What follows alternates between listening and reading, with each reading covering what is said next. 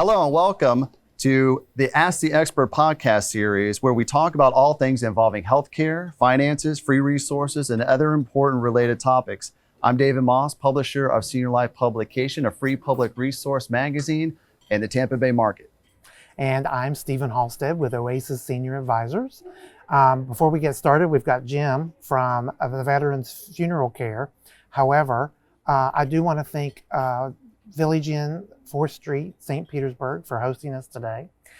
The holidays are almost here. If you haven't ordered your pies or those meals so you don't have to cook, we're here. Take their order. Give us a call. Jim, so good to see you. Thank you for being here. Good morning. Thanks for inviting me. Absolutely. And the breakfast was good. Not too bad, huh? And I actually get my pies from Village Inn. I wish we could have pies in the morning, but I guess that's frowned upon. So the pies here are fantastic. Better than my grandmother's. Right. Jim, tell us a little bit about who you are and what you do with Veterans Funeral Care. I'm Jim Rudolph, born and raised in the Tampa Bay, in St. Pete, Clearwater. Starkey Elementary, Madeira Beach Junior High, Dixie Hollins High, St. Pete College, although I didn't graduate there, went to school in Atlanta.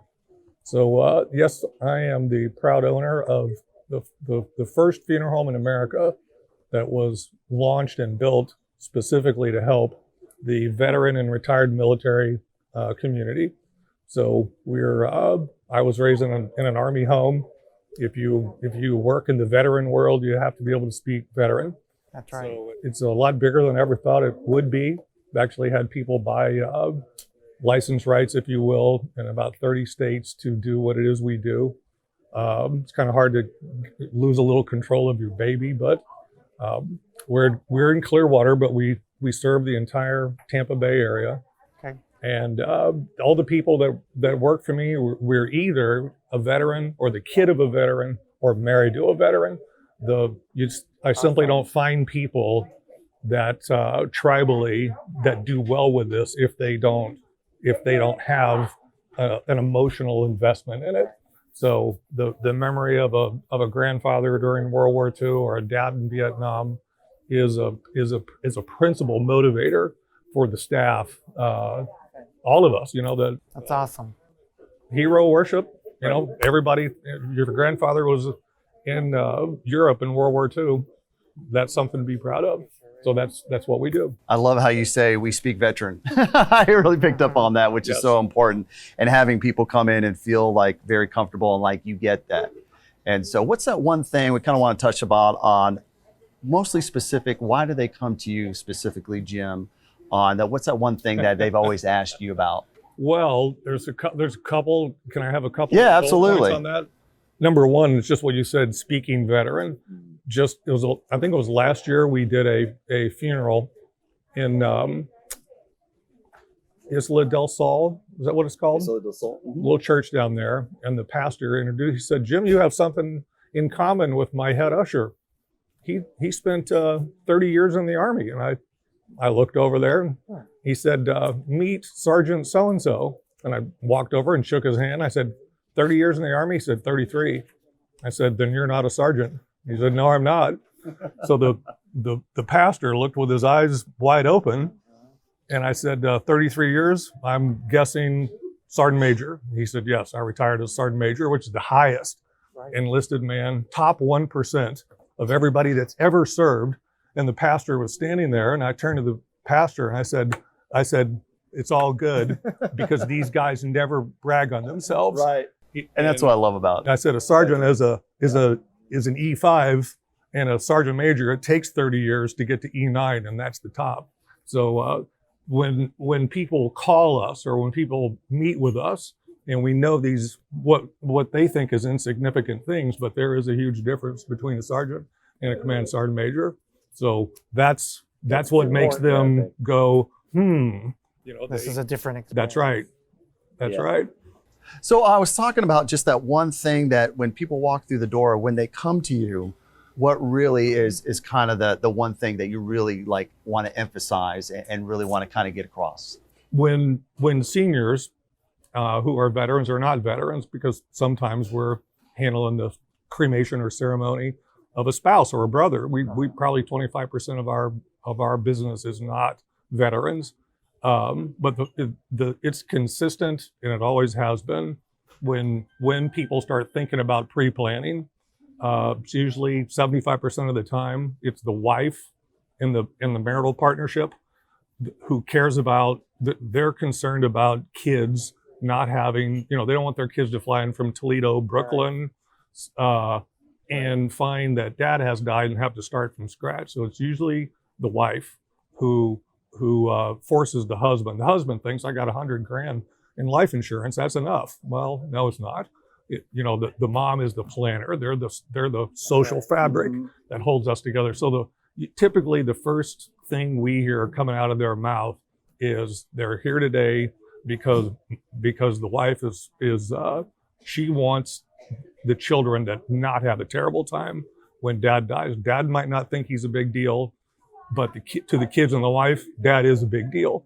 And so that's probably consistently they come to plan. That's a good thing. Yeah. Planning is always, I find in my business working with seniors that most people just are not ready when an emergency happens. And unfortunately, it takes that emergency. And what more of an emergency than someone passing away? You're right. Every time when there's an accident, when there's a wreck, emergency, almost always those people aren't planned.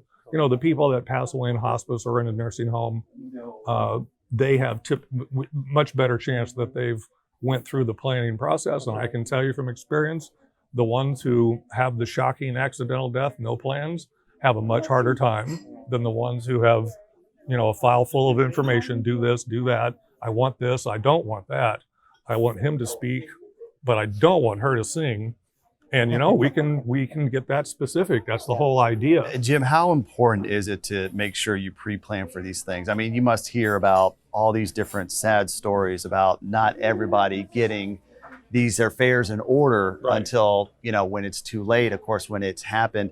How can you encourage people to get involved a little bit more sooner in that process? To maybe they're getting a little bit older, but maybe there's a stigma attached to that. How can we get past that? You're too young to be such a good question asker. I do my best. The fact of the matter is, we know, because when people come in, when they get through that original cup of coffee with us, we will hear things like, 3 weeks ago, a friend of ours had a heart attack and died. And So there was some motivation there. Yes. Their whole thing is, the wife will say, I drove out of the cemetery with Harry and I just made my mind up that I'm not going to go through that. So most of the time, what men will capitulate to is, okay, does it save money? Yes, it does. Good point. If your kids come in, if your brother comes in, if your attorney makes a funeral arrangement, they will spend more money. If you can, like my dad was a classic, when I die, throw me in a pine box and take me to Florida National Cemetery with my We're good to go. Right. And frankly, I did everything he asked me to do except the pine box thing. So if Pop would have put it in his will, then I would have had to done it. But yes, so men think, oh, all right, I'll do it because it's, it'll save money. But the fact of the matter is, it's the fact that, really and truly, we have people that bring us their dress or their suit or their uniform, and we'll hear women say, I wouldn't be caught dead in that dress. Well, then you better put it, if you don't want to be buried in it, then you better put it in your pre-arrangements. And this is really it is. And it's not making funeral arrangements when you haven't planned. A lot of tissue. It's a sad day. It's a shock. We've got to call the kids, travel plans. And when we get the phone call at 2 a.m. and they say, we already have a file with you, blah, blah, blah. Well, now the dominoes begin to fall in the order that you want them to fall. And we're simply texting you or call or emailing and saying, pastor's checked in, the priest is good, military honors are here. Well, and it literally, it's that simple. My father was a veteran and he passed away this past January. And sorry to hear that. Thank you. I had no idea what was in store. They knew he was a veteran. Of course, we had told him that. We had no idea what was in store. The service that came out of that, we didn't do anything. They did it all. Right. I think there's a big, not misconception, maybe a misunderstanding with families that have veterans in them about just exactly what they can get. And I think a lot of people are not aware of the funerals they can have that honor their loved one that was a veteran. I think that's a huge disservice to our community. And so what you're doing, first of all, I didn't realize you guys were the only one in the country that was doing this. I have a federal trademark on it, so they no kidding. haven't been able to copy it. So we need more people to understand that, if you've got a veteran in the family, my father kept saying, I didn't do anything. Did you serve? Yes. Well, then you did something, We hear it all the time. Exactly. They're very humble people. And so I think the family, it's important information for the family to know, because when my father's funeral happened and we had that gun salute and we had his, people from the Marines there. I mean, it was Your dad was a Marine? Yeah. Wonderful. It was very special to us. So thank you for what you're doing. And if we can get this information out there to people, that's the most important part. Well, let's talk about what you said Okay. actually happens. I thought you were a good question answer. Now I think I like him more than you. Oh, don't worry. I'll have a zinger after him. So, hey, we always have to outdo each one. So, This happens to us a lot, that someone will buy cemetery property here in Hillsborough County, and then they'll come in to see our staff, come in to see Brenda, come in to see Patrick, and they will have their copies of what they bought at the cemetery. And we look, and here's a discharge, United States Marine Corps, and our people will say, well, didn't you guys want to use the National Cemetery? And the wife will say, we did, but we want to be buried together. So we went ahead and bought. Misconception. Right. And how did they get the misconception? Because the cemetery salesman told them, that you can't, right, yeah, can't do that's that. right. So fortunately, the state of Florida, there's a 30-day, you can tear it up and get your money back. And part of the fun of our life is to send people up to Florida National or over to Bay Pines, 2 graves, 2 burial vaults. The mom and dad share a double marker, the perpetual care opening and closing, it's all included. If you try to buy what the VA gives you at those 2 cemeteries locally, it'd be between $15,000 and $20,000. It's the number one biggest benefit after end of life benefit is completely free use of the National Cemetery for the veteran and the spouse. So that is the number one biggest. And what's sad is, and we've fixed this before, we've had people come to a funeral at Florida National. My dad is buried at Florida National. And when it's over, they'll come up to us and say, how is Harriet buried here? She wasn't a veteran.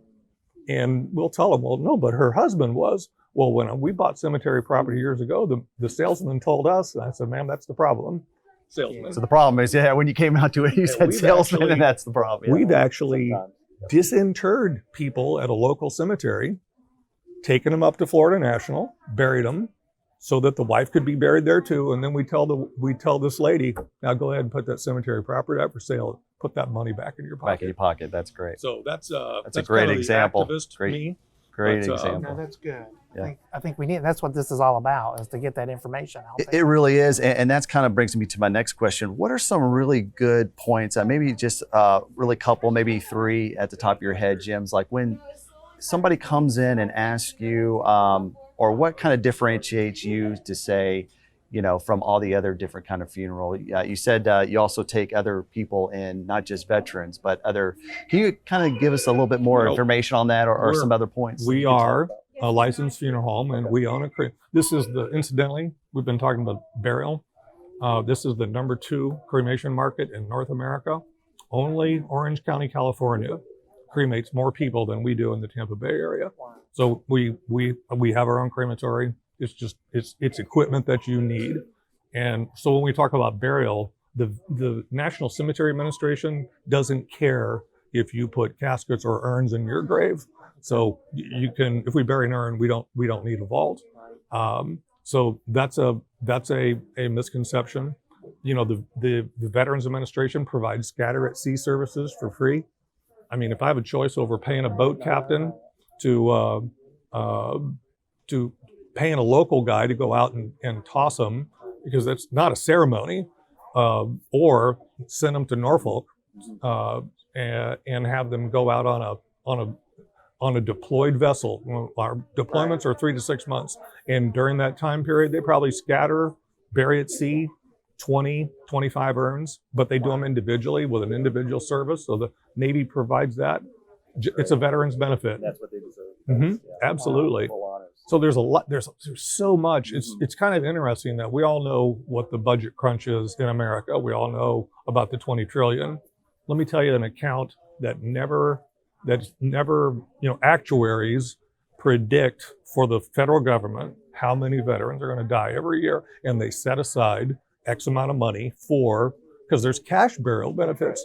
I actually got to give some testimony to a subcommittee before Senate about what can we do, because every year we have money left in this account. Why do you suppose that's happening, Mr. Rudolph? And I looked at those actuaries. They flew me to Atlanta to do this. And I said, because you're dependent upon funeral homes to tell people who are qualified for cash benefits, and most of them don't know. So it never gets brought up. And that's why it's not that your actuaries are doing a bad job. They just don't know any better, right? End of life people, funeral directors, cemeteries, if you're buried in a private cemetery, your dad was still entitled to a military marker, just like Arlington. And most people will get sold a private marker and they don't have. So there's actually the VA, the National Cemetery Administration, has always scratched their head. What have we got to do to communicate better? And they were posing that question to me. And I said, well, you have to be 19 for a minute. You're in World War II. You lived. You're being discharged today. Picture, paycheck, and you're going back to Kansas City. And they told you about all this stuff and college and what you're thinking about is Brenda, back home. You want to get married. So the length of time between when you served and when you died, they forget. That's true. That's a long time, obviously. Long time. So that's what they have to remind them. We're really activist about. We want to see our customers get their benefits, and we help them fill the paperwork out to get every nickel that they're. Not all are entitled to cash, but many are. Whatever that is, we do it all. Awesome. Speaking of nickels, can you give us some maybe savings or different things? Because a lot of our viewers, a lot of our readers also want to know what can they save or what can they do, or how can you encourage them to make these plans? Or is there anything that you can incentivize them, I guess, to get to come to you? Using Veterans Funeral Care, I mean, we pay attention to the what's going on locally. The charges that we would make would save you 30% over other top of the mind funeral homes in the Tampa Bay area. So I always tell people, if money is your only motivation, then simply do a Google search and compare Veterans Funeral Care with other top of the mind funeral homes. And so that's a savings there. We are just the fun of us making your funeral or cremation arrangements and including the benefits that you're entitled to naturally is going to lower the cost. And what I would say is, Stephen, I mean, I almost thought I saw a tear in your eye when you talked about your Marine Corps father, and that's a benefit you can't put value. You said there's no price for that. The kids are so tore up, in a good way, not realizing. I love it, when the commander of the Honor Guard sometimes will read the DD 214, what these medals mean, and I've seen with my own eyes. Kids go like this because they didn't know they had no idea because they don't talk about their heroism. Yes. So it's we have a lot of feel good days where you go home and say, I didn't make a lot of money today, but we did a good thing. We did a good job. Mm-hmm. That's awesome. Awesome. Good information. It's fantastic information. Right. Yep. Well, thank you, Jim, for being here. Great information. How can people get a hold of you if they have questions? We're veteransfuneralcare.com, 727-524-9202. Ask for Jim or Brenda, and mention the Village Inn, and we'll never forget it. I thank you for letting me be part of your podcast. Awesome. Jim, it's my pleasure. All the information you gave us today was wonderful. So Thank you for being on. And again, we do want to thank the Village Inn 4th Street here in St. Pete. They also have the one there on Bay Pines Boulevard across from the Veterans Hospital and Walshingham Road over in Largo. Order those pies. It's almost the holidays, guys. Best pumpkin pie out there. The pies are amazing here. It's amazing. Thank you, guys. So thank you, Jim, for joining us. And I want to thank Village Inn as well for hosting us again. And we're looking forward to providing you with more great content and information that matters to you the most. Also, if you'd like to have a free monthly publication mailed to you every month, please contact me. My name is David. I'm the publisher of Senior Life Publications. My phone number is 727-430-5180. Or you can also visit us on the web at seniorlifepublications.com. I hope you enjoy this video, and I hope you enjoy the rest of your day. Have a good day. Bye.